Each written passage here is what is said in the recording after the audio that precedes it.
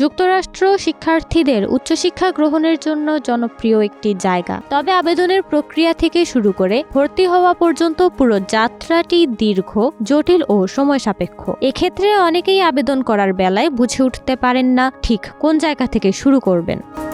প্রথমেই বিশ্ববিদ্যালয় নির্বাচন করতে হবে। যুক্তরাষ্ট্রে প্রায় ৫,০০০-এর মতো বিশ্ববিদ্যালয় রয়েছে, তাই উপযুক্ত বিশ্ববিদ্যালয় নির্বাচন একটি চ্যালেঞ্জিং কাজ। নিজের ফিল্ড অফ স্টাডির সাথে মিল রেখে শিক্ষার্থী যে বিষয়ে পড়তে চান তা নির্বাচন করতে হবে। এক্ষেত্রে কোন বিশ্ববিদ্যালয় সেই বিষয়ে সেরা এবং কোথায় ফান্ডিং সুবিধা বেশি সেদিকে লক্ষ্য রাখতে হবে। লোকেশন, কোর্সের কাঠামো, গবেষণার সুযোগ এবং অ্যালুমিনাই নেটওয়ার্কের বিষয়গুলো বিবেচনায় রেখে যেখানে ফান্ডিংয়ের সুযোগ বেশি এবং যা আপনার ভবিষ্যৎ লক্ষ্য পূরণের সহায়ক সেই বিশ্ববিদ্যালয়গুলোকে অগ্রাধিকার দিন।